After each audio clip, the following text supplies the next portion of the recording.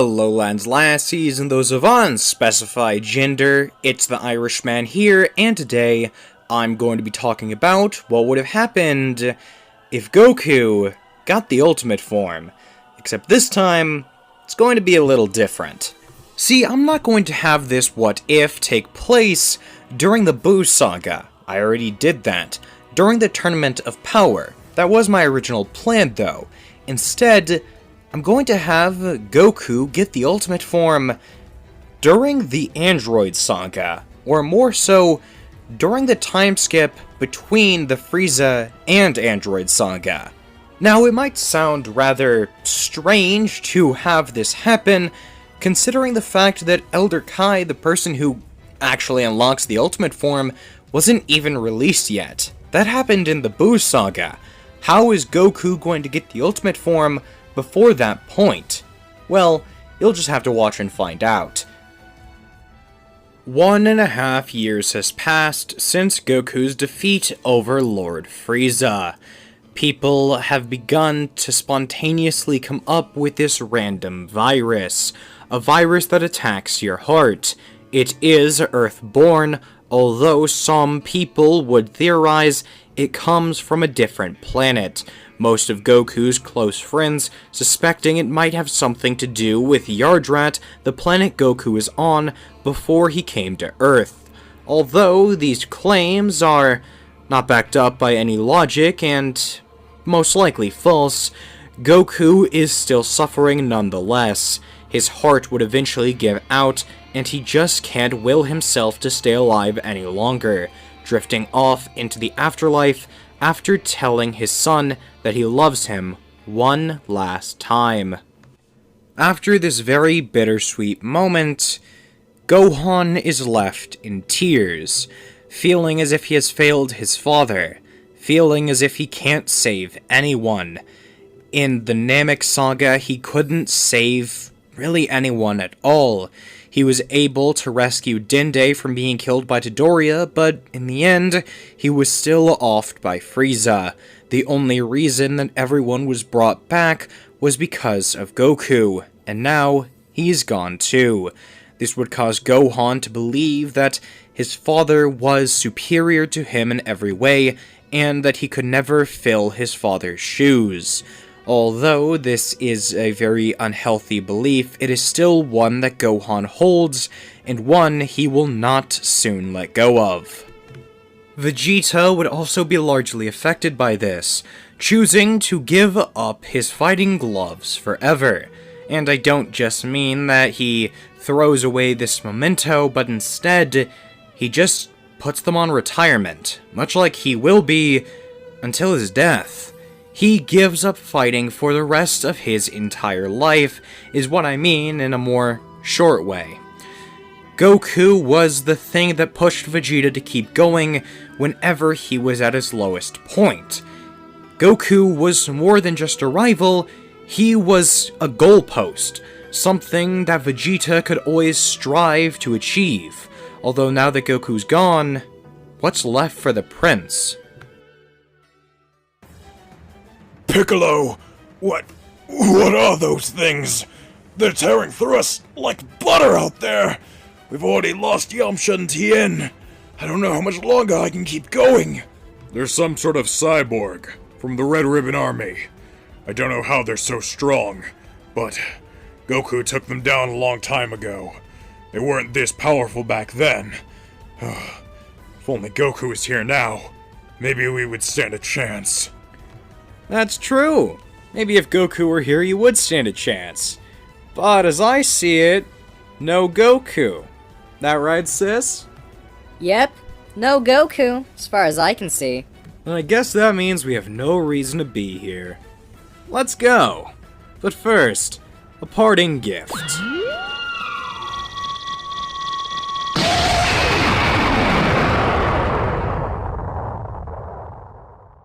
While the Earth was under attack by the androids, Goku was training in the afterlife. After Goku died, thanks to the heart virus in the original story, he went to Dragon Ball canonical heaven.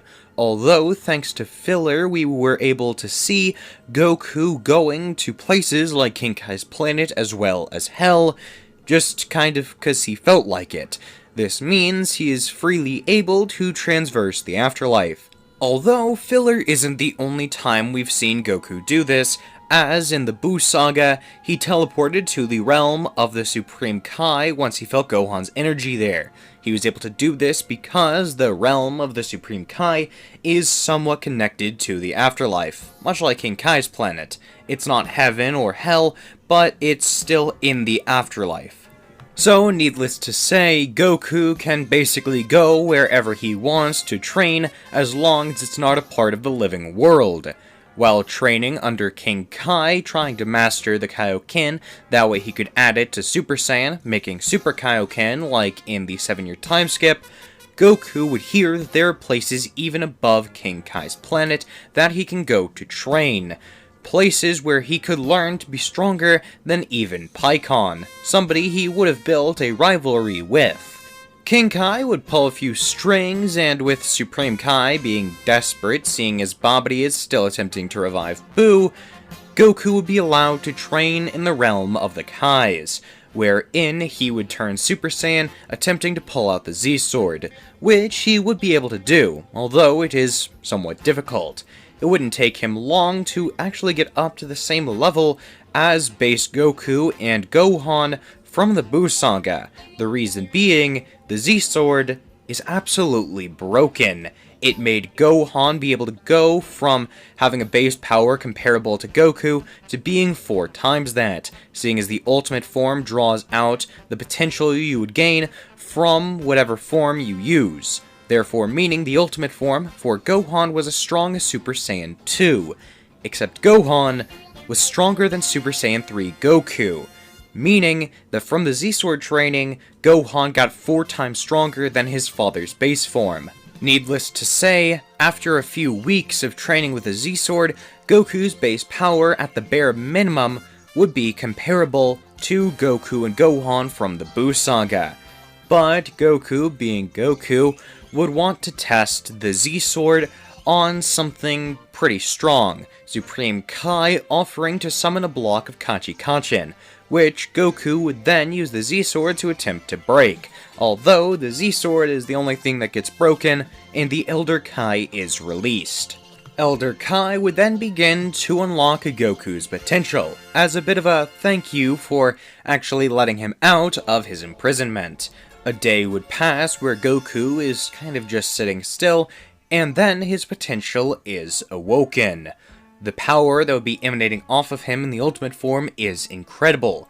Goku had probably tapped into Super Saiyan 2 by this point, but he just really couldn't actually use it to its fullest, seeing as he really hadn't actually practiced with his Super Saiyan form as much as he had in the original. So Super Saiyan 2 was kind of just too much for him. But now, with the ultimate form under his belt, he'd be able to use the power of Super Saiyan 2 with no drawback at all. Now, being as strong as Super Saiyan 2 Goku from the Buu Saga, as well as not having any ki usage or stamina loss from utilizing that power, Goku is pretty busted. Although, while sitting still and having the ritual be performed on him, Goku would notice something that's quite worrying. He would sense the energy of all of his friends slowly dwindling down to nothing, then their souls entering the afterlife, some going to heaven, some going to hell. This is absolutely terrifying to him. He doesn't know why they're all dying off. Has some new threat emerged? He would ask Supreme Kai about this, and he would inform Goku that 2 androids were created from some Red Ribbon Army scientist, somebody who is trying to get revenge on Goku. This would immediately have him wanting to go back to Earth, but Supreme Kai would inform him that since he's still dead, he just can't do that.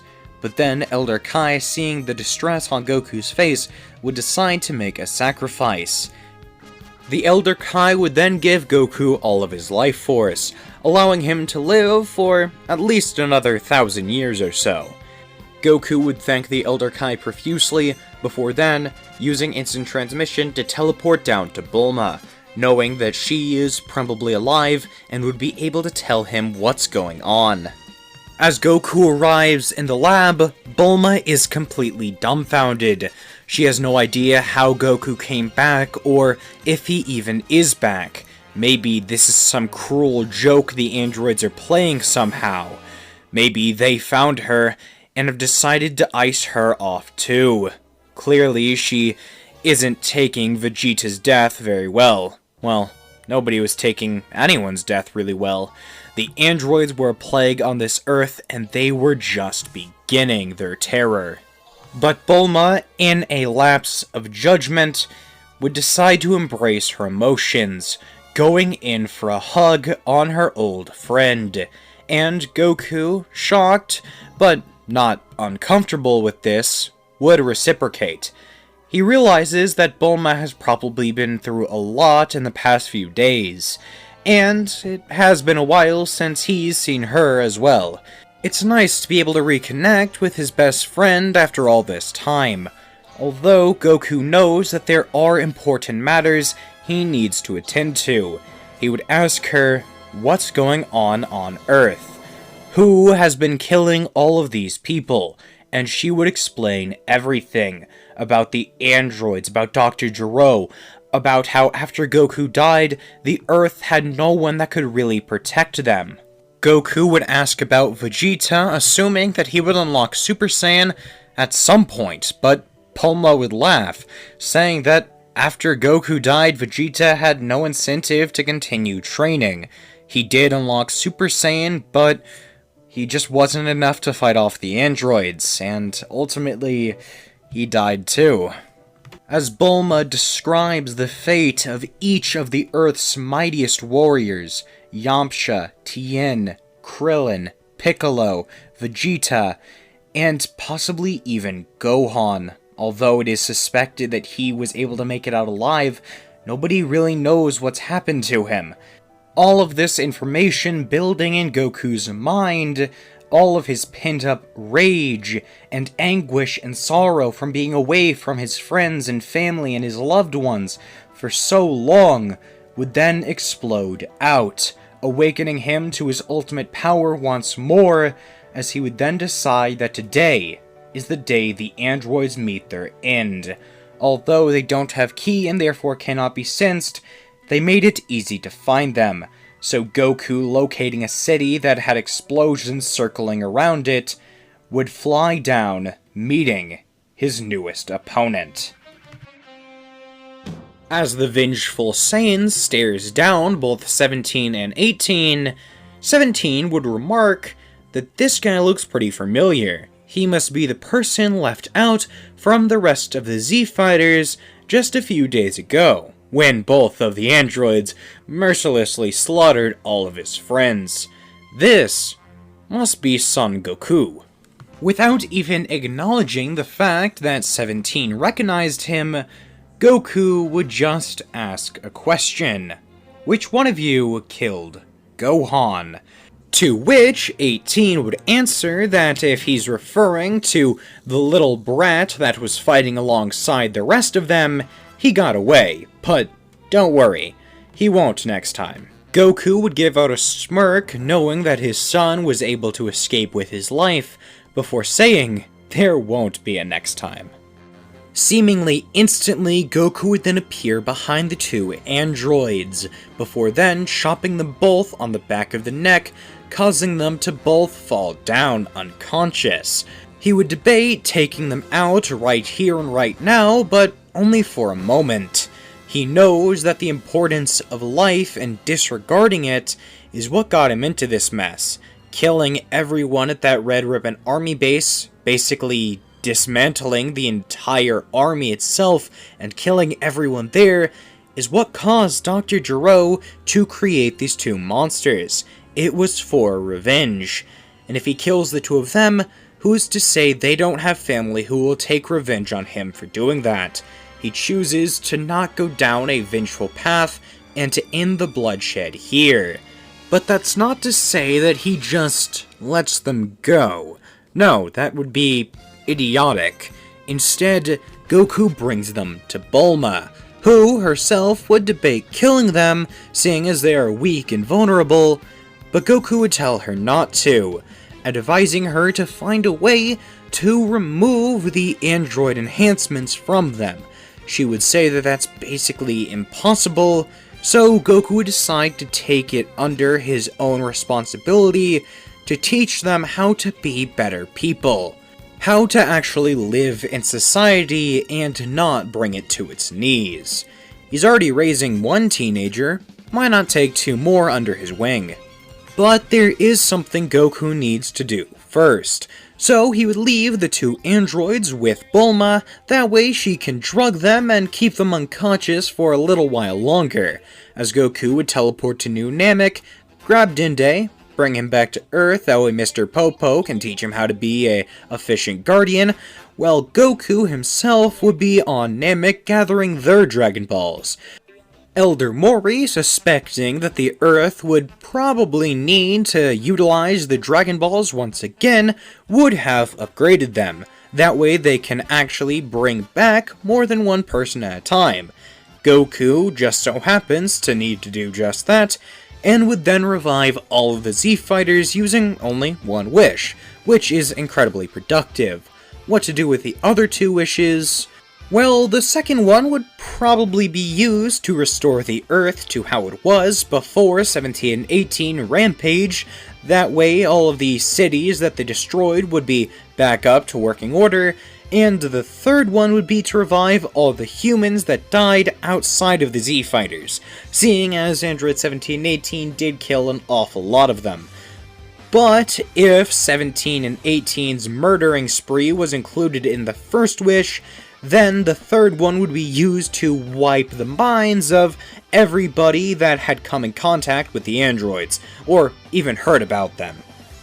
It would still be remembered as something that happened, but nobody would really remember the faces of the androids, what happened exactly, and any sort of media surrounding the androids would be deleted, as well as anybody with traumatic memories of the androids, basically having all of that trauma removed and all of those memories erased. This might seem rather impossible given everything we know about modern media, but remember, this is a magic wish dragon taking care of it. He can probably do this.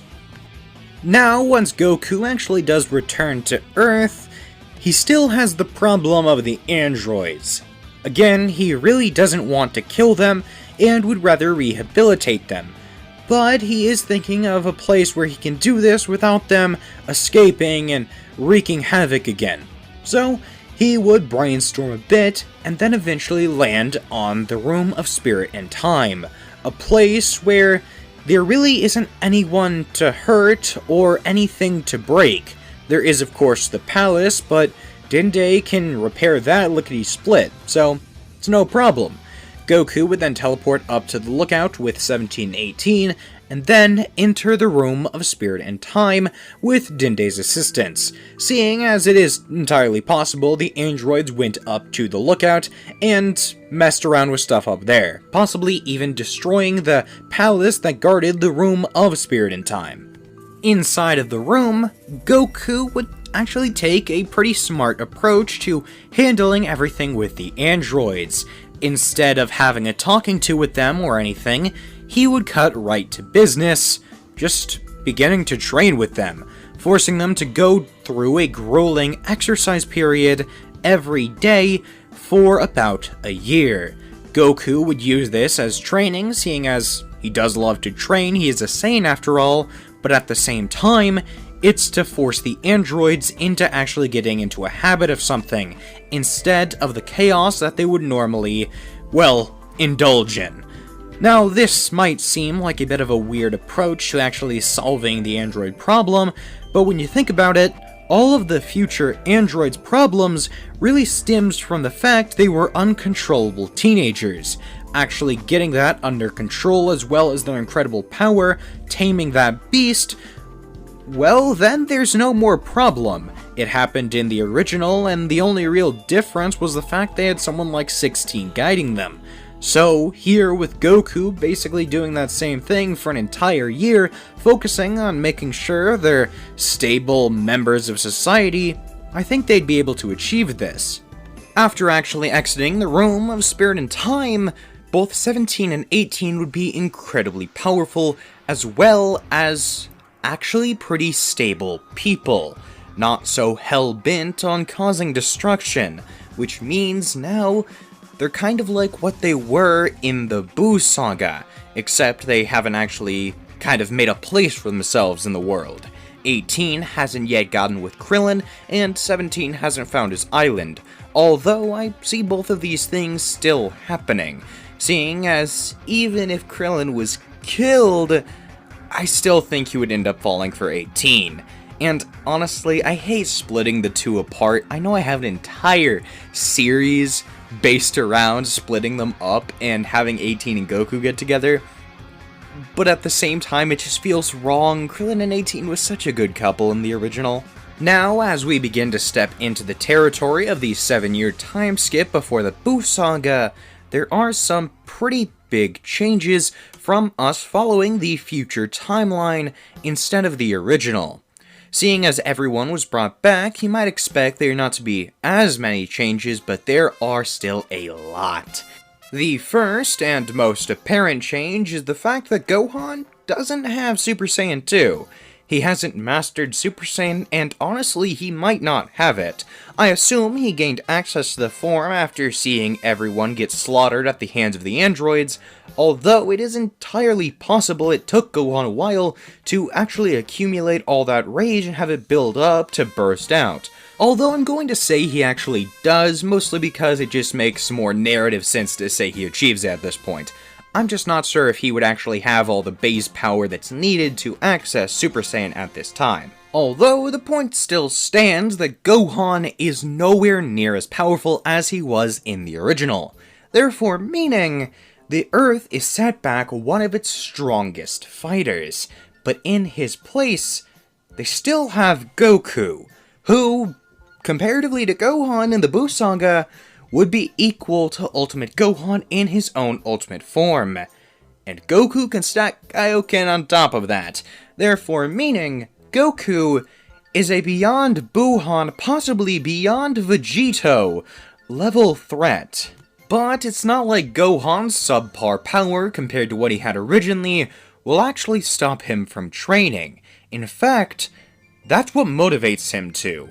He would see the fact that he was useless against the androids, the fact that people died because he wasn't strong enough, and so he would continue to train, getting stronger so nobody has to die because of his weakness ever again.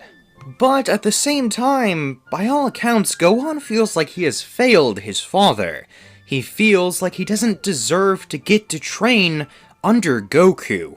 So, he would talk with Vegeta, learning under him and becoming the student of the prince. And as for Goku, well, he would still have another child, that being Goten, and it actually lines up pretty well with the original, happening about the time the Cell Games would take place. As for Goku himself, whenever he has some off time, seeing as Chi-Chi and the rest of the family and his friends would want to spend as much time with him as possible, he would be training in the realm of the Supreme Kai, utilizing their ability to basically create anything that their imagination wants to then make incredibly weighted clothing. Goku would mainly focus on increasing his base power, seeing as the ultimate form is basically the perfect transformation. No matter what form he gains access to, it will all be adapted into the ultimate form, meaning that if he ever does access Super Saiyan 3, it's already in his ultimate form now.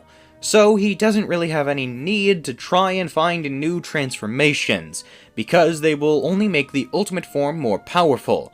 That's not to say he just gives up on learning new forms, but they would all be absorbed into the ultimate form anyway, so it just makes the ultimate form stronger. God, I said the ultimate form a lot there. Point is, Goku would want to make sure his base is as strong as possible, because no matter what transformation is absorbed into the Mystic transformation, it will always just multiply his base form. So, he'd be focusing on that. Using weighted clothing, advanced gravity chambers that Bulma could whip up, and basically anything he can think of. His base form would be his main priority. If Gohan or Vegeta learn any new forms, he would learn those as well, but again, they're all absorbed into the Mystic form, so his base form is his main priority. Well, I take that back. His base form wouldn't be his main priority, because fighting and strength wouldn't be his main priority. Instead, it would be spending time with his family and his loved ones. That's why I mentioned that he would only ever be training when he wasn't spending time with the people that he cares about. Goku had to go 1.5 years without seeing anyone he actually genuinely loved. So now, actually getting the chance to be back with them thanks to the Elder Kai, well, Goku's going to take advantage of that, and spend every moment he has with his family. Well, there would be times when he would go off training, of course, that's who Goku is, but any time he isn't training would be spent with the people that he cares about. Because, well, for a minute there he wasn't sure if he would ever actually get to see them again, or at least until they had died. That scared him, so he's going to be taking advantage of the time he has. Seeing as this all takes place in what would be the future timeline, there wouldn't actually be any real threats for quite some time.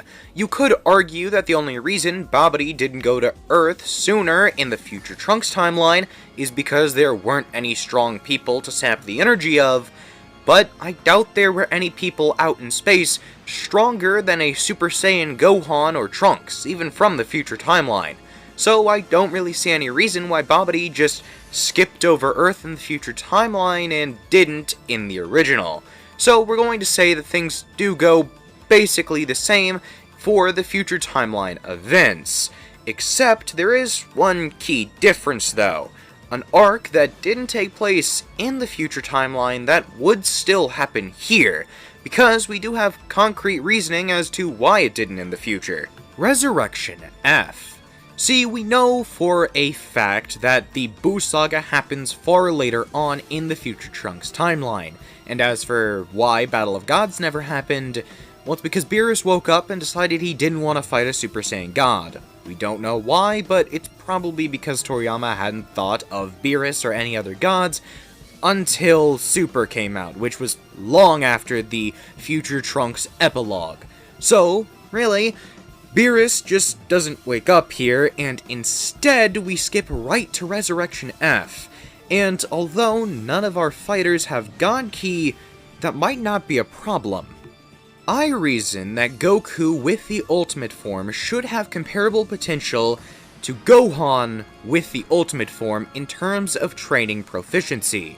And considering that in 2 years, Gohan went from being barely comparable to really anyone else in the Z cast to being able to fight alongside Super Saiyan Blue Goku, well, that means Gohan's potential is cracked out, which we all knew, but this just kind of goes to show how insane Gohan would be if he continued to train. The 2-year span I'm referring to is from Resurrection F to the Tournament of Power, and although you could say that Gohan should not be comparable to Super Saiyan Blue Goku just because of how they fought before the tournament, seeing as we did still get the Krillin shenanigans, Gohan in the manga actually was the one to take down Kefla, so if you really wanted to, you could scale him to Ultra Instinct Sign Goku in the tournament.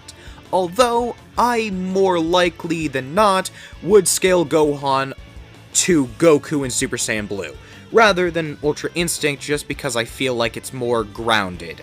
So, either way, Ultimate Gohan equal to or greater than Super Saiyan Blue Goku, which is crazy, but Gohan's potential, like I said, is cracked out. And then, after just a few more months, or I guess a few more years of training, Gohan unlocked the Beast form, which I'm not saying Goku would get here, but he would at least get to comparable levels of power. And considering we can scale Gohan Beast in the same realm of power as Broly and Gogeta from the Broly movie, well, that's pretty crazy.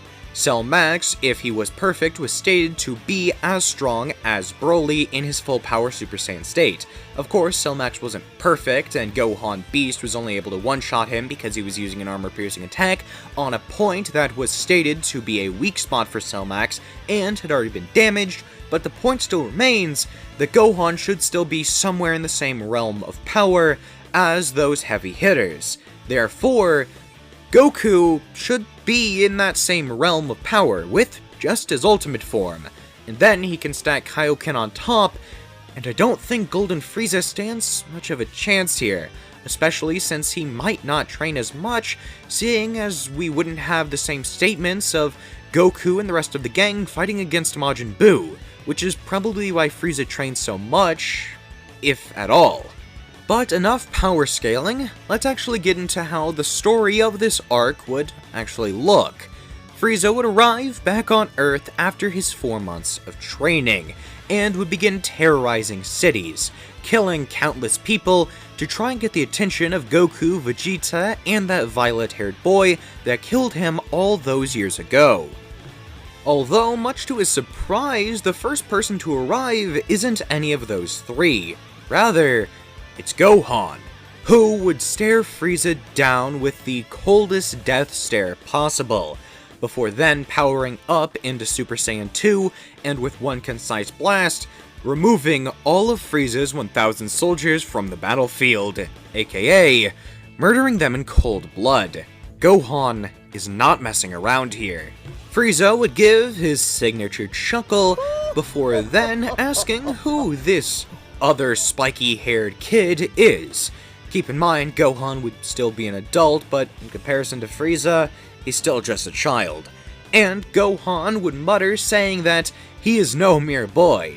He is Son Gohan, the person who is going to put an end to Frieza's tyranny once and for all, before then powering up with a loud screech into Super Saiyan 3, a form he would have only recently accessed and perfected, and of course they were going to have to perfect it or else it's a useless form.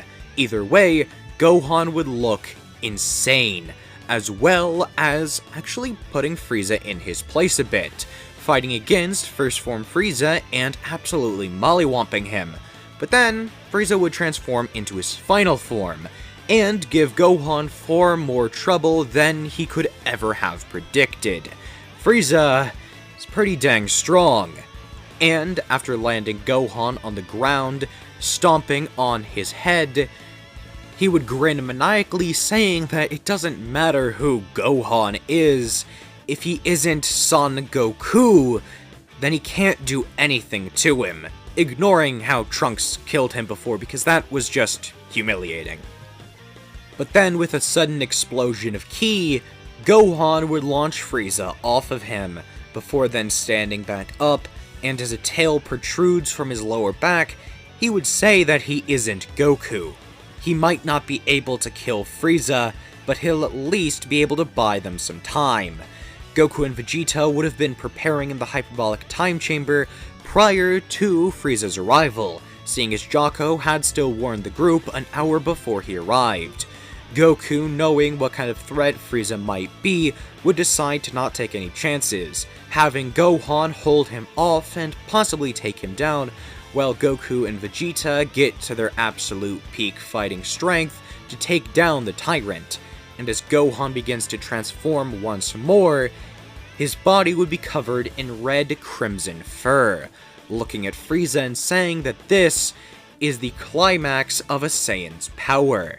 This is true Super Saiyan might, before then powering up a Masenko and hitting Frieza point blank.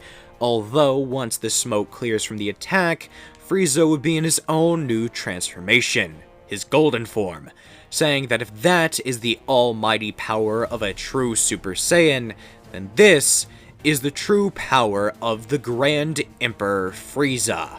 The two would then run the ones for quite some time, but it doesn't seem like Gohan is going to be able to hold up much longer.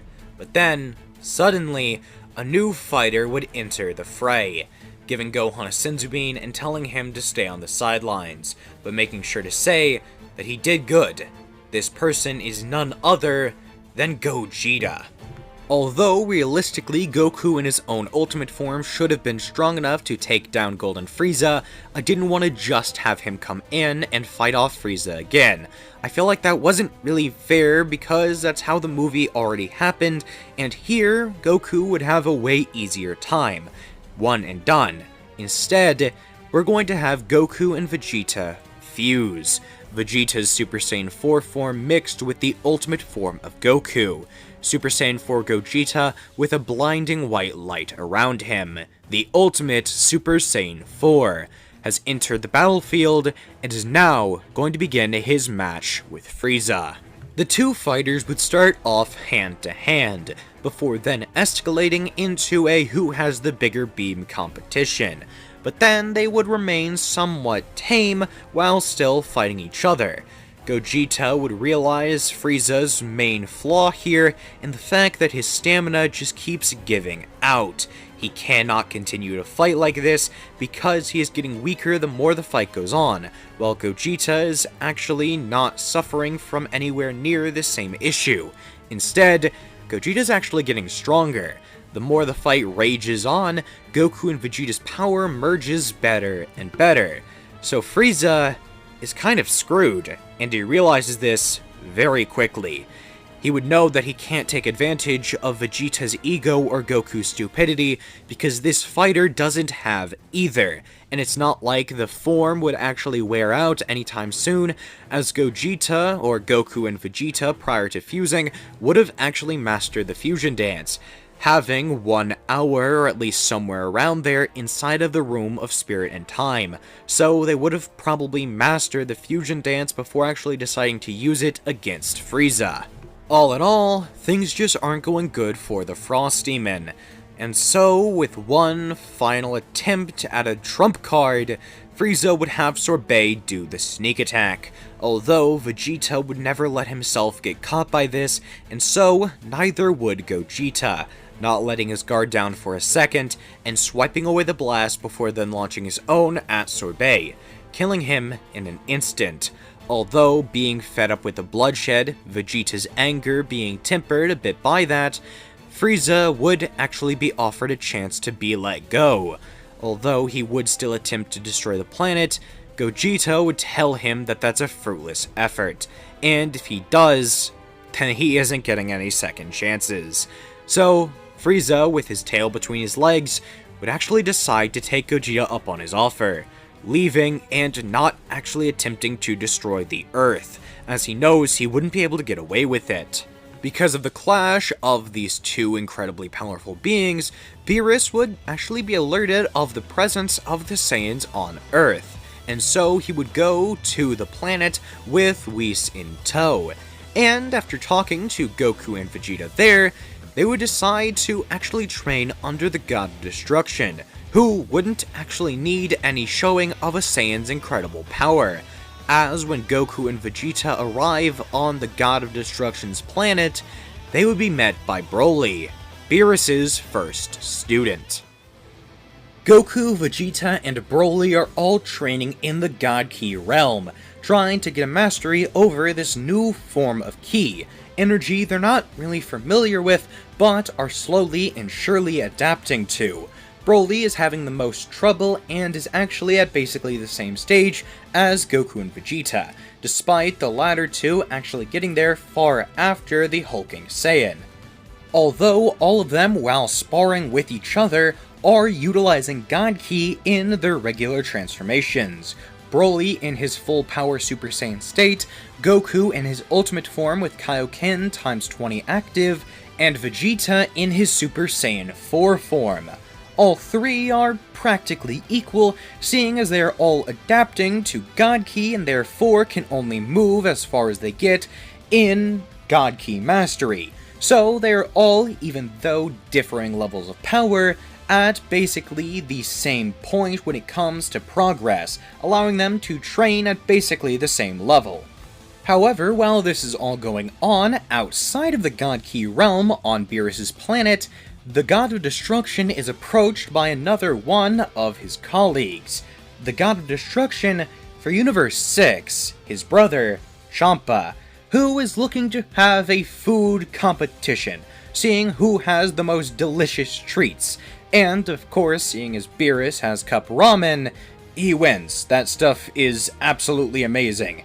And no matter what kind of egg Champa has, it's not beating cup ramen. You can have eggs in cup ramen, realizing that nothing Champa has would ever be able to beat the delectable food that Beerus has on Earth. Even the most simple of treats was able to outclass anything he has. He would decide to hold a tournament with his brother, choosing that if he cannot outclass him in terms of food, he'll be able to outclass him in terms of battle prowess with his incredible warriors. Little did he know, Beerus has some pretty insane fighters on his side as well. And so a 5v5 tournament would be set up, although this time it wouldn't actually resemble the Tenkaichi Budokai or Strongest Under the Heavens tournament, seeing as Goku wasn't there to suggest it. So instead, it's a free-for-all between two sets of 5 fighters between the two universes. Now all that's left is for Universe 7 to pick their 5 fighters. The 3 most obvious combatants would be Goku, Vegeta, and Broly, seeing as all 3 of them are still training on Beerus' planet and currently trying to get a mastery over God Ki, which would definitely lend their team an edge over whatever weird fighters Champa would pick. And then for the other 2 slots, I'm going to have to give it to Gohan and Piccolo, both of which would be incredibly powerful, seeing as Piccolo is going to keep up with his training no matter what timeline it is, and Gohan has currently been keeping up with his training on his own, although he probably would still focus on sparring with Piccolo time and again, making sure that they're at relative levels. Considering Gohan has Super Saiyan 4 and still has his own potential, which means he's growing at an exponential rate, Piccolo should also be keeping up with that. And how do I suggest that he might actually try and keep up with Gohan's insane potential growth? Well, the Dragon Balls. Yes, I do believe Piccolo here would utilize a wish on the Dragon Balls far earlier on, choosing to have his own potential unlocked, that way he could actually keep up with Gohan in terms of training prowess. And he also gets a flashy new form to go along with it, and in certain situations, even a limit breaker form that changes him into Orange Piccolo, which is really cool, and pretty nice to actually see him get a transformation after all this time. Nonetheless, now with the fighters picked, all that's left to do is prepare while Champa actually gets the ring and all of that stuff ready. And how would they do this? Well, Goku, Vegeta, and Broly would go inside of the Room of Spirit and Time, bringing in some extra rations, that way they can go in for as long as Goku and Vegeta did in the main story, working on any ideas or projects they might have had to further their power, while Gohan and Piccolo mostly just make sure that they are well rested and all put together, that way they are at peak fighting strength. Once everything was all set up and everybody was ready, it was time to go to the Nameless Planet to begin the free-for-all, and that's what they would all do. All of Universe 7's fighters would get in position up against Universe 6's fighters, and there wouldn't be any written test, seeing as that was something that Vegeta suggested, that way there wouldn't be any mindless drones. I do suspect, even given the slight change in rules, that Champa's fighters do not change basically at all. This means the fighters for Universe 6 are Botamo, Frost, Magetta, Kaba, and Hit, in that order. Although it's not like that matters much, seeing as they would all be put up against Universe 7's 5 fighters in a free-for-all rather than set matches. So now let's get on to how the brawl would actually end up going. At the start, they would all focus on their own individual fights, which would line up somewhat like this. Botamo would be taken on by Piccolo. They would both be some of the bigger fighters in the ring, while Goku tries to fight against Hit and Vegeta takes on Frost. Kaba would be handled by Gohan, while Broly would try and fight off Magetta, seeing as, surprisingly, they are of somewhat comparable size. The first person to be taken out, specifically by a ring out, would be Botamo. Yes, I do believe there would still be ring outs here, seeing as that just makes sense, and for 2 of these fighters there needs to be ring outs. Botamo would be taken out by Piccolo relatively easily, and he probably wouldn't even need to go into his orange form. After that, the next person I realistically see actually being knocked out of the ring, or possibly just incapacitated, would be Kaba, seeing as Gohan's base is probably stronger than what Vegeta's was in this tournament, and if he really needs to, Gohan can go all the way up to Super Saiyan 4, something that Kaba really can't do. He doesn't even know how to do Super Saiyan, let alone the 4th stage of that. So Kaba, although probably getting some advice from Gohan, would still be taken out, probably without even learning how to go Super Saiyan. Next would be Vegeta, who Broly would find some way to take out, either by berating him or just overpowering him and pushing him out of the arena. If need be, Piccolo would probably step in to help him, that way they can actually brute force him out of the ring. There's not really any other way to take down Vegeta, and, well, Piccolo is also extremely disadvantaged by Vegeta's incredible fire-based powers, seeing as it was kind of drawing him out. And as a creature that mostly relies on water for sustenance, well, Piccolo wasn't exactly dealing too good with that. Surprisingly to everybody in the ring, the next person to be taken out would be Goku, seeing his hit was incredibly powerful and Goku didn't yet awaken to Super Saiyan Blue. Instead, at best, getting Super Saiyan God mixed in with his ultimate form, which he could probably amp up to times 50, maybe even times 100, but at best that'd just be Super Saiyan Blue Kaioken times 2, which isn't going to fare very well against Hit, seeing as Goku needed to go up to times 10 to actually match Hit's incredible power. So Goku is actually taken out here. Even if his base is stronger, he still just really can't compare when he doesn't have that same mastery over God Ki. So, yeah, Goku's out. Although this is definitely a setback, it's not all that really, seeing as Frost was the last member other than Hit in Universe 6, and really Vegeta was mostly just toying around with him because he looks like Frieza. So after knocking Frost out, the rest of Universe 7 would just gang up on Hit. We have a somewhat weaker Orange Piccolo, Vegeta, who has Super Saiyan 4 mixed with God Ki, Broly, who has his full power Super Saiyan state mixed with God Ki, and Gohan, who also has Super Saiyan 4. Needless to say, these 4 incredibly powerful fighters ganging up on Hit would lead to him being knocked out or incapacitated. Either way, it's a win for Universe 7 and a win for Beerus. Although Beerus' mocking doesn't last long, as suddenly everyone goes quiet as 3 mysterious figures rise out of the ground of the tournament arena. It turns out, this was Zeno, the Omni King, who was coming to congratulate Beerus on his win, as well as saying that that was a very fun tournament, and he would love to host another one like it. Now, bowing even more profusely, Beerus and Champa would agree 100 times over, saying that they'll hold 1,000 more tournaments for your greatness, your awesomeness, Lord Zeno, or really whatever else they would need to say to get the point across that they want to please him. So, Zeno, now thoroughly satisfied with the response he was given, would prepare to set off, although Goku would still approach him, becoming close friends with the Omni King very quickly. He did a very cool hand gesture where he shook the Omni King up and down. It was very entertaining.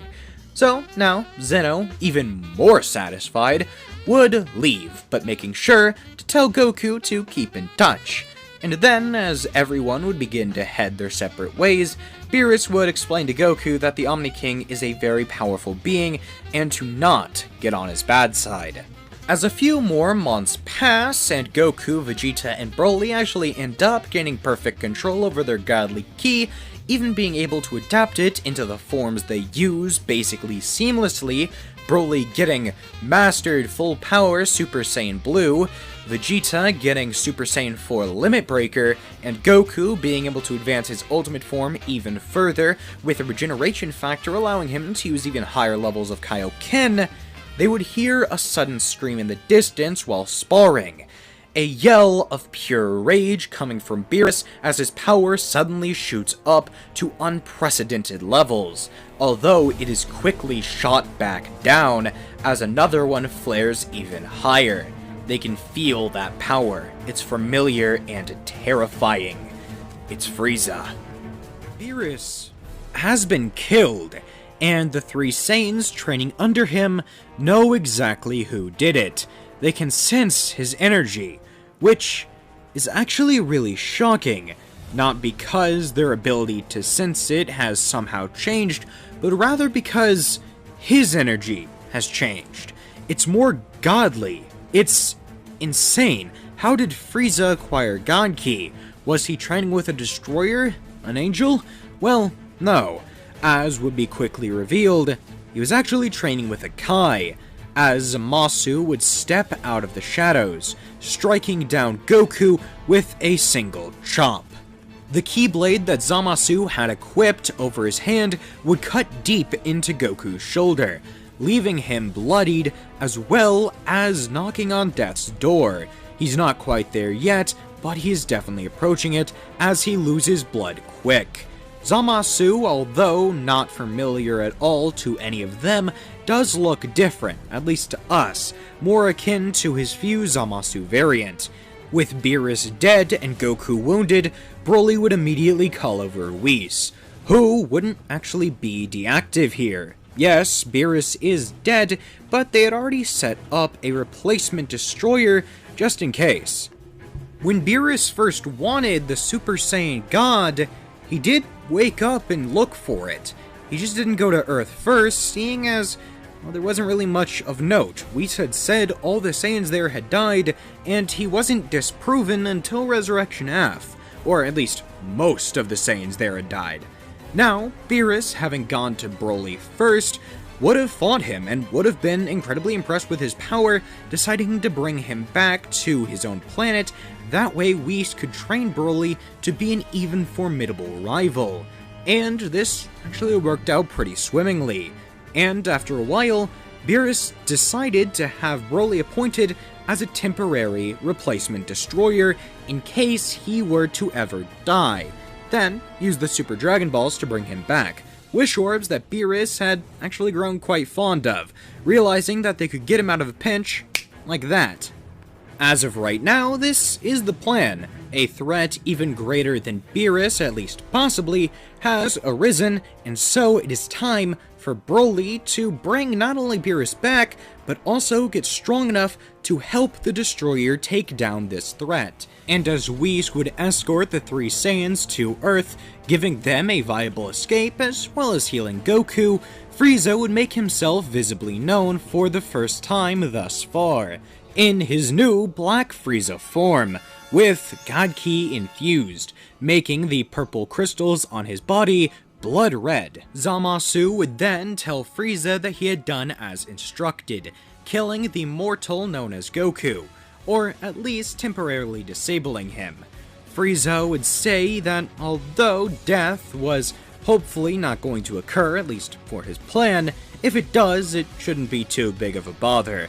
They are probably getting the Dragon Balls to revive Beerus anyway. Zamasu would then take off his time ring, reverting out of the Fuse Zamasu form, and giving the time ring over to Frieza, who would wear it like a basic form of jewelry.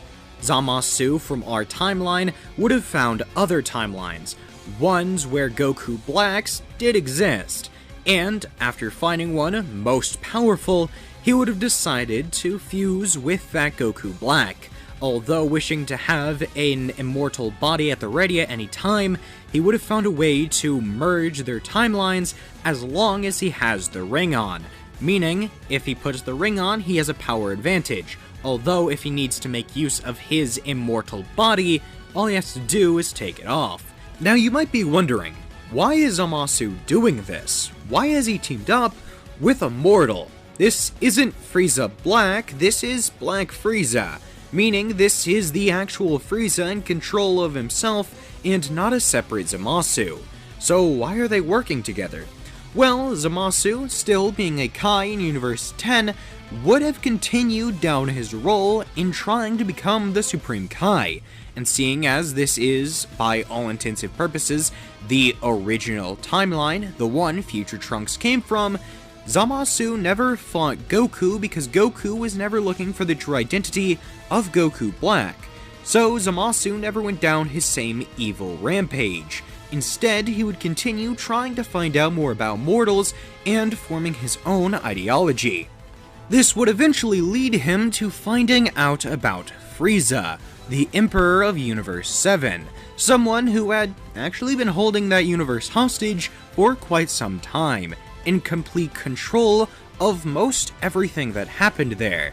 He was a tyrant, a monarch, as well as incredibly influential in the growth of that universe, giving it newfound technology as well as advancing it far beyond its years. Zamasu, being extremely interested in this mortal, would decide to travel to Universe 7 to meet him, and after discussing everything with Frieza, Zamasu would come to a conclusion. Might makes right, meaning that as long as you're the strongest, you are the best, and the one that should be followed by all. So, realizing that Frieza is currently, probably, the strongest mortal in all 12 universes, he would decide to follow him. And although Frieza was a bit opposed to this at first, not knowing who it was or what his intentions even were, Zamasu would quickly be able to persuade Frieza, teaching him how to accurately control his ki as well as God Ki, gaining access to an entirely new realm of power, as well as continuing to train to get even stronger with his insane potential. Eventually, Frieza would find out he has a new form above his golden one, and would transform into Black Frieza. With this new form made, it would also be equipped with the ability to fully master God Ki, all of Frieza's teachings from Zamasu going into the formation of this form. And after completely mastering all of his power, and 1 year having passed since the martial arts tournament between Universe 6 and 7, the two would go out in search of the Super Dragon Balls, something that Zamasu had found out about, an incredibly powerful tool reserved for the gods. And seeing as Frieza has recently ascended into godhood, Zamasu sees it fit for him to use them. Teaching him the divine tongue, Frieza would wish for Zamasu to have immortality, although it may be stripped from him if Frieza wishes, meaning that nobody can kill Zamasu except for Lord Frieza himself. Then, as the Dragon Balls scatter, Frieza would go back to his ship with the Kai in tow. Then, after another month or so of training and making sure everything was prepared, they would set off for Beerus's planet, Zamasu using the Kai to teleport directly into Beerus's home, or the tree that he had made a home out of. Then, with just a simple few attacks, Frieza would easily murder the God of Destruction. From now on, he is the top dog. And now that you're all caught up, what happens next? Well, Frieza would look to Zamasu, before then commanding that he teleport the two of them to Earth. As the Kai does so, Frieza would fly up into the air, scouting out a nearby city, and then carving something into the very crest of the Earth, using a death beam. He is giving them 1 month to continue to live. He is allowing that much, seeing as they had allowed him to live before, and although it was insulting to his ego, well, he has to pay that generosity back, now doesn't he? So then, leaving once again with Zamasu to random planets, that way he can scout out ways to make himself even more unstoppable, potentially even learning some Kai techniques from Zamasu himself. As the rest of the gang gets their crap together, and then looks at the scene, they would realize what it means, and would immediately get to work, using the Dragon Balls on Earth to revive Beerus, seeing as Whis would inform them all that the Super Dragon Balls have already been used, by Frieza in fact, to give his assistant immortality. Which isn't good, but at least the Earth has its own set, which, again, they would use. Now, with Beerus back, he immediately wants to go after Frieza, but Whis would advise him not to. Not only is he not currently the God of Destruction, meaning his powers are somewhat stunted, but even if he was, Frieza would still just take him out again and again. No matter how many times he comes back, it won't be able to save him from the tyrant's unstoppable power. However, if they were to all train and collectively get stronger, then the Z-Fighters, as well as Beerus's assistants, would actually probably be enough to take down Frieza's incredible might, so they would get to work. Whis would try and formulate a schedule on how they could all train evenly enough to actually get in the maximum results, although Goku would actually say that he has another way, the Room of Spirit and Time, a way where if they were to utilize it to its fullest, they could get in 30 years of training in that 1 month. Whis would then remember that he actually has something similar to that. Not the room inside of his staff, but rather another tool accessible to the angels. A room like the Room of Spirit and Time, where they can train for 2 days in one. Although that does seem rather minuscule in comparison to Goku's idea, so they'll go with his. All of the group entering the hyperbolic time chamber, beginning their training session. 30 years has passed inside of the Room of Spirit and Time. Whis was training the rest of the group, that way they would be able to stand at least a chance against Black Frieza, who has recently acquired God Ki with the assistance of his partner, Zamasu, who is actually in a more powerful form than even Goku Black was before, seeing as this Zamasu has not only trained with Black Frieza, but also has a time ring that allows him to utilize the power of Goku Black's from other timelines. Needless to say, this threat is incredibly large, which is why the Z-Fighters are spending so much time inside of the hyperbolic time chamber. But how effective really was their training? Well, we'll find out soon enough, as Frieza is descending upon the planet. The 1 month is over, and Frieza, well, he's out for blood. When the three Saiyans, as well as Beerus, exit the time chamber, they would immediately head out, taking out all of Frieza's soldiers. Millions of armed soldiers that Frieza would have sent to kill as many Earthlings as possible. Now, honestly, I'd be lying if I said that Frieza did this for any other reason than to just piss off those bloody monkeys. In case you couldn't tell, I was doing air quotes when I said that. They're not that bloody. But they are definitely monkeys. They evolve from primates, and they literally turn into huge monkeys when they get mad. We're getting off topic. The point is, thousands of humans are dying every second, and the second that each of the Saiyans get out of the Room of Spirit and Time, they aim to put an end to it. And it isn't really that hard, all things considered, seeing as the average power for a Frieza Force soldier is 2,000, and well, the Z-Fighters are gods now. However, the Emperor himself is above that of a god, as Frieza would stand atop the lookout, recognizing that that's where the Saiyans just exited, and are waiting for them to come back to regroup after taking down all of his henchmen. And after just a few minutes, they would do just that, arriving back on the lookout to see Frieza standing there next to Zamasu. They would get into formation, having Broly and Beerus fight against Frieza, while Goku and Vegeta aimed to take down Zamasu.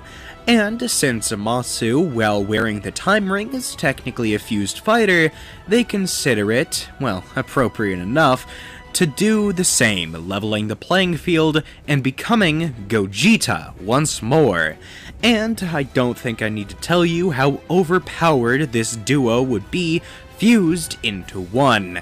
Gogeta on his own is threatening just in his base form, but once he unleashes his newest transformation, that being Ultimate Super Saiyan Blue 4, Zamasu doesn't stand too much of a chance. That is, until he demonstrates a technique he just recently learned, the Kaioken. It is a Kai-based technique, and therefore he should be able to learn it, even if he doesn't directly train with King Kai himself. I assume, being the braggart he is, the King of Kais would have actually demonstrated his technique at least once or twice to the other Kais, just showing off.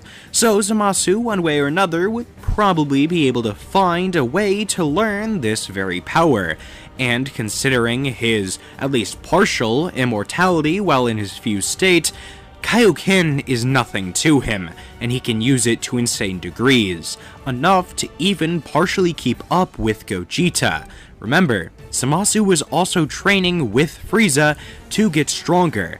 That means that he's pretty dang powerful, and is able to give Gogeta a pretty good run for his money. But how is the man himself faring against the two gods, Broly and Beerus? Well, Frieza's actually handling himself pretty well, all things considered. It might seem insane to say that Frieza would be able to keep up with Broly and Beerus, two of them who had been training inside of the Room of Spirit and Time for 30 years, both having destroyer forms of their own, Beerus just, well, being a destroyer, and Broly having a Hakaioshin transformation. But think about how strong Black Frieza is in the current manga. Assume he's able to get somewhere close to that same power, probably utilizing the Pyramid of Power, something Zamasu would definitely have access to, as well as having God Ki. Remember, God Ki is the only difference from Buu Saga Goku to End of Battle of Gods Saga Goku, and that is an extreme leap. In fact, Super Saiyan Goku at the end of Battle of Gods, hell, not even Super Saiyan, just base Goku, would be able to take on a Super Saiyan 3 Vegito with no trouble. So yeah, God Ki is a pretty insane buff, and Frieza has that on top of his black form. You might not agree that this would be enough to actually push him above the likes of these two destroyers, but I, however, disagree. And even if it doesn't, once Frieza begins monologuing about what he actually did over that month of training, well, it might convince you. He would explain how, just a few years ago, well, a few is in relative terms, his subordinates were meant to go conquer a world known as Yardrat, one with all sorts of strange techniques and odd powers that allowed these aliens to remain alive even when going up against powerful opponents. And Frieza, wanting to gain some of these powers for himself, would have decided to go to this very planet during this 1 month he gave the Z-Fighters, and well, he was able to learn a few interesting powers, one of which being the ability to teleport to any key signature that he can locate and lock onto. Another being the ability to sap power from people and give it to himself. Forced Spirit Fission.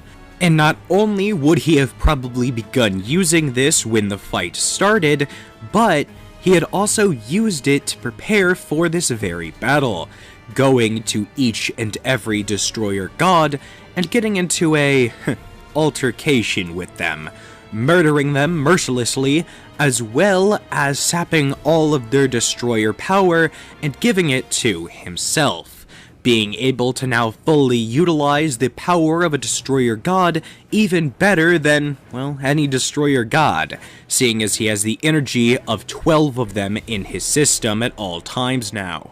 And then, without a moment of hesitation, Frieza would power up, having the red godly crystals around his body then shift back to the ominous purple color that they are usually meant to be, except this time, it's a much more concentrated as well as saturated color, far more energetic as well as destructive.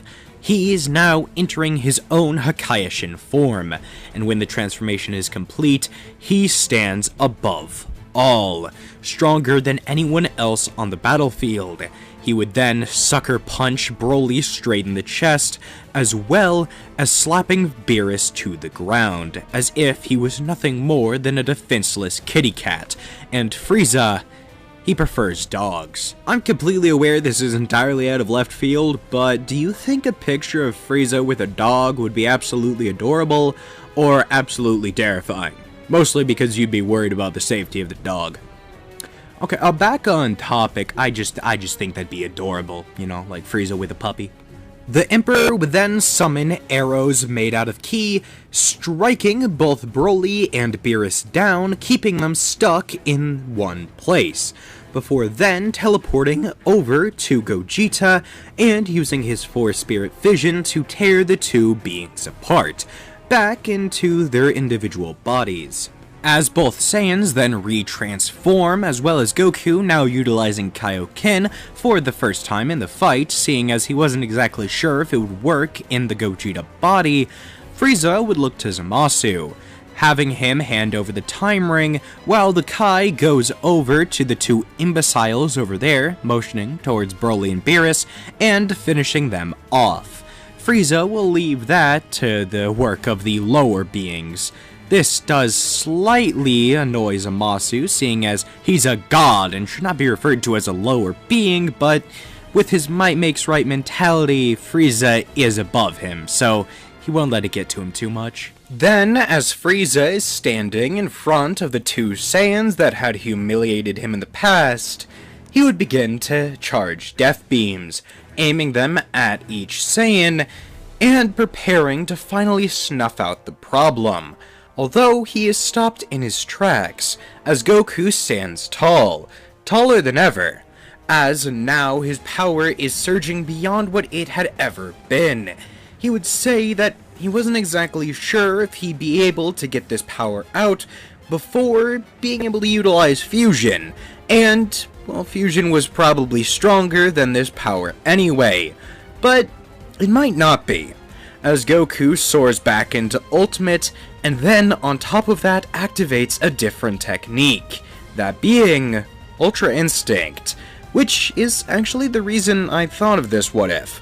I thought, oh man, if Goku had gotten the Ultimate form before the Tournament of Power, he'd basically be unstoppable because he'd be able to have Super Saiyan Blue on top of his Ultra Instinct, although I'm getting ahead of myself. Minor tangent aside, Goku in the Ultra Instinct form on top of Ultimate is incredibly powerful. Super Saiyan Blue plus Ultra Instinct is something people have theorized about for quite some time, but actually seeing it in practice has never really happened. We've kind of in the Granola Saga, but not really.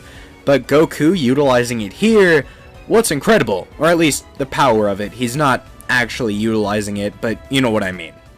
And then with a roar, Goku would soar past even Ultra Instinct, not only demonstrating the angelic technique on top of his ultimate form, but then pushing it even further beyond, knowing that if the fusion couldn't take on Black Frieza, well, Ultra Instinct alone wouldn't be able to either.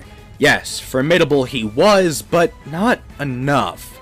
So, he would power up beyond this, pushing his body to the limit, utilizing Kaioken on top of even this.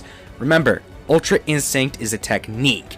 It cannot be absorbed into the ultimate form, and therefore, well, Ultra Instinct will be paired with Kaioken, something Goku obviously hasn't done in the manga, or Tournament of Power, or anime, or anything like that.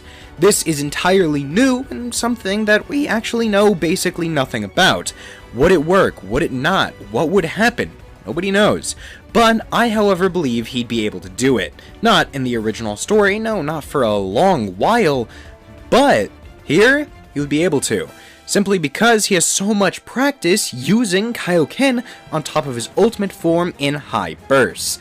Yes, he hasn't mixed it with something like Super Saiyan Blue yet, but he has probably mixed it with Super Saiyan when he was dead at the beginning of this story. It only makes sense. He had so much time and he hadn't yet come over the Super Saiyan barrier, so Kaioken was the next logical step, and so Goku has had much more experience, never really not utilizing Kaioken ever since he got it in the Saiyan Saga, and now utilizing it on top of Ultra Instinct.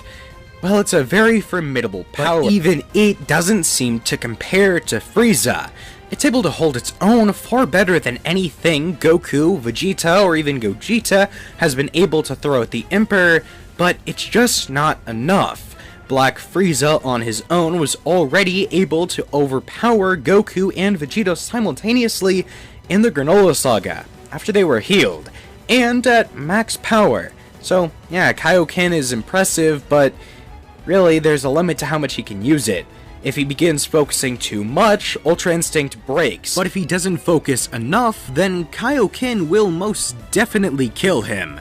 So he needs to have the perfect storm of focusing and not focusing, so that both techniques can work in conjunction on top of his Super Saiyan Blue power. And even then, it's not really seeming to match Frieza. That is until Goku begins evolving with his Ultra Instinct. That perfect storm I was just talking about is basically all you need to fully master Ultra Instinct, and eventually throughout this fight, Goku would practically become angel grade at it. Remember, Goku is having to focus and not focus simultaneously. Once that becomes second nature for him, and he's able to actually thrive in the battle because of his Saiyan instincts alongside Ultra Instinct, well, the Ultra Instinct part becomes less of a toll, which allows Kaioken to therefore not actually affect him as much. And what is Goku best at? Well, that's adapting. And once mastering Ultra Instinct and knowing how it works, he would adapt to make sure that he's able to still remain in the form, although allow himself to still feel the same drive he gets from fighting. And surprisingly, Frieza's getting that same high. It's weird for him.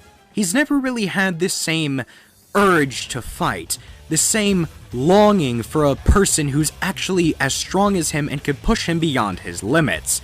As much as he would never admit it, maybe the Saiyans are rubbing off on him a bit. He's still as evil as ever, but now he has a drive to get stronger, push beyond his limits. This signifies the insane and unending rivalry between Goku and Frieza.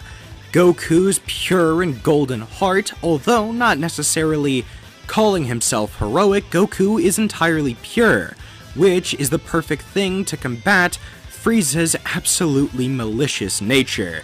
And the two would probably continue at this same battle for hours, it perfectly representing their, again, practically unending rivalry. Eventually though, Goku's body does actually give out. He would be able to match Frieza's power, maybe even slightly surpass it, and although Frieza would be growing during the fight, Goku would as well, possibly just as much as the Emperor. Now, don't get me wrong, this fight would be incredible, and realistically Goku could outlast Frieza, but considering the beginning of the fight would start with him needing to utilize Kaioken to just try and match Frieza's power, I doubt Goku's body would hold out that long. Remember, Ultra Instinct is very taxing, just like Kaioken. Combining the two is very dangerous, even in low levels and even when you have insane mastery over the two techniques. And once Goku has practically perfected Ultra Instinct, and let's be real, he's probably the best at Kaioken outside of the inventor of the technique, although Goku, in the beginning of this fight, when first activating Ultra Instinct, well, that was probably only like the 4th or 5th time he had ever done it. Yes, he would have 30 years to train in the hyperbolic time chamber. That's a lot of time, don't get me wrong. But that level of time still doesn't mean that Goku is going to come upon the idea of Ultra Instinct. Yes, Whis did kind of want to teach it to them, but would he really even want to at this point? It was kind of just something he was interested in the main story. It was never really a driving motive for him, just an idea. So Goku pursuing his own goals, Vegeta as well, and especially since Whis would probably be prone to train Beerus, and, well, obviously Broly since he is the current god of destruction, I doubt Goku would get that much time with the Angel, so his Ultra Instinct is subpar at best at the beginning. Although it does evolve, but still, the beginning of the fight took a serious toll on Goku's body, one that will not quickly be healed. So, eventually, no matter how strong Goku gets, Frieza's going to match it, surpass it, and be able to outlast him, eventually killing the Saiyan once and for all, with a single death beam straight through the heart. He would say that it was fun toying around with him, but like all good things, this fight must come to an end. And then, like I said, shoot that fatal blast. And as Goku's body hits the floor, suddenly it began to rise back up only a few moments later, and an angelic white light, as well as the Ultra Instinct aura surpassing what it was before. Goku has just gained a Zenkai boost. I know, they probably wouldn't really appear too much into Super, especially at this point, but Zenkais have never been stated to actually fizzle out. They've just been shown to have that effect. So yes, I'm giving Goku a Zenkai. Shut up. Now, Goku with this incredible power boost would stare down Frieza, who is absolutely astonished. How did this happen? How is Goku back? And then began piecing it together, looking over to Zamasu, whose hair would fizzle back to white rather than the pink color it was before, and his clothes would then change color as well, back to the original Supreme Kai garb, and the time ring would shatter to the ground. Immediately, Frieza demands an answer, and Zamasu would state that he saw Frieza being pushed. In fact, if it wasn't for Goku having lost so much stamina at the beginning of that fight, Frieza very well could have lost, and it's not like the others were necessarily weaklings. Zamasu would have held off on killing Broly and Beerus, because although he definitely wouldn't have minded doing that, he had a theory. Maybe Frieza could be surpassed, and he didn't want to actually anger the group if that was possible. Remember, Zamasu's mentality here is might makes right. He's going to follow the strongest, and seeing Goku here surpassing Frieza, or at least having the potential to, as well as having other fighters who, if were to gang up on Frieza, would definitely beat him, well, Zamasu decides that he is on the wrong side. He's not on the strongest side, and therefore, his ideology forces him to swap sides. Although there was one foil in Zamasu's plan. He believed he was immortal, and Frieza could not enact any sort of revenge upon him, because he would just heal. But Zamasu wasn't present for the wish, and Frieza would leave out the part about him being able to actually kill Zamasu. And if you don't remember this part, I did mention the last one, so I'm not just pulling this out of my rear. Frieza would then look towards Zamasu and simply point a finger out, saying that he is quite a disappointment. No true god. And then shoot him dead, much like Goku was supposed to be. But as the smoke from that blast clears, it would appear that Zamasu is unfazed. Frieza would debate if the dragon had forgotten to include the last part of his wish, but it would be clear very quickly that it might have. But it didn't matter because Goku was the one to actually deflect the blast, saving Zamasu. No dragon this time. Instead, Goku would have actually deflected the blast, and would then appear in front of Frieza, similarly to how he did on Namek, then pointing his own hand directly in front of Frieza's face, similar to how he did to the Supreme Kai in the Buu Saga. Yes, I'm referencing two different parts from Z back to back.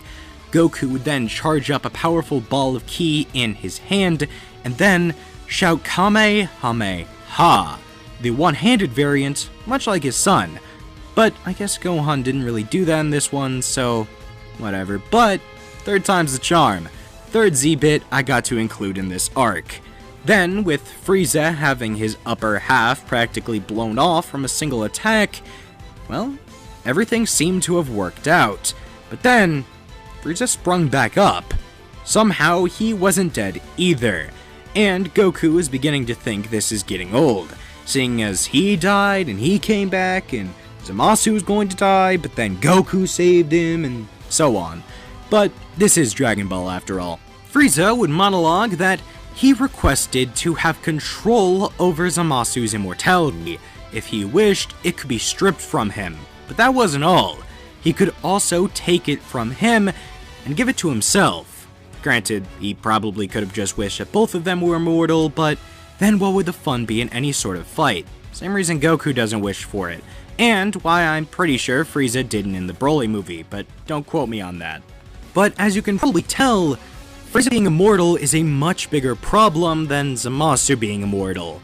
Because as Zamasu was still strong, Frieza is the second strongest person on the battlefield.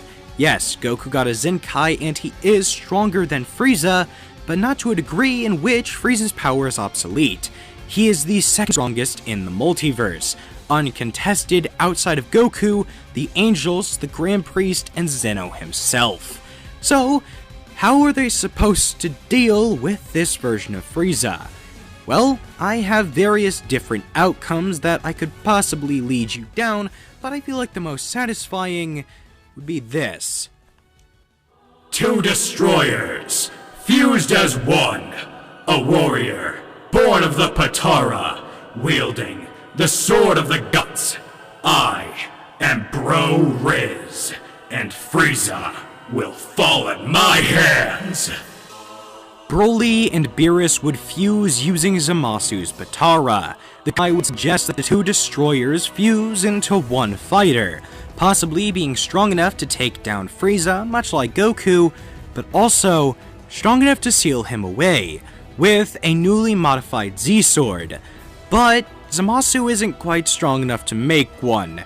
Yes, he is physically very powerful, but when it comes to Kai techniques, well, he just never really got to that. He was still a Supreme Kai in training, but Whis, he can do that. Utilizing the Supreme Kai knowledge of how to create such sacred weaponry, he would simply use his staff and bop one into Bro Riz's hand. Oh god, I can't believe I actually named him that. Wielding a sword that they are half familiar with, they would expertly cut through Frieza one by one. Although he would go to regenerate, instead, he would be sucked into the sword. Frieza would scream out in agony as he is trapped in the weapon, but nobody else is really caring. Frieza's gone. This is by all means a good thing, although Goku does look slightly somber. Frieza was the only person to ever really push him in that way, someone who really demonstrated the rivalry between good and evil. A never-ending battle, but it just ended. And Goku would realize that his power right now can't really be matched. He's attained a level of Ultra Instinct that only the Angels have. And yeah, sure, he can train to be as strong as someone like Whis or Vados, but there's never really going to be somebody villainous to try and fight him, and that gets him a little bummed out. But he would remember what Master Roshi once told him. When a threat rises up, you always have to be there to face it. There will always be someone stronger out there. No matter how good you get, you should always continue bettering yourself. Because it doesn't matter who else is out there, there's always going to be someone better. So just focus on self-improvement. And I personally love that message. I hope all of you have an excellent day. Thank you for watching all the way through, whether this is the last part to a series you've been watching through a playlist or just through Play Next, or whether it is from the full story. Either way, I hope you all enjoyed, and I'll see you next time. Have a nice day. Talk to you later.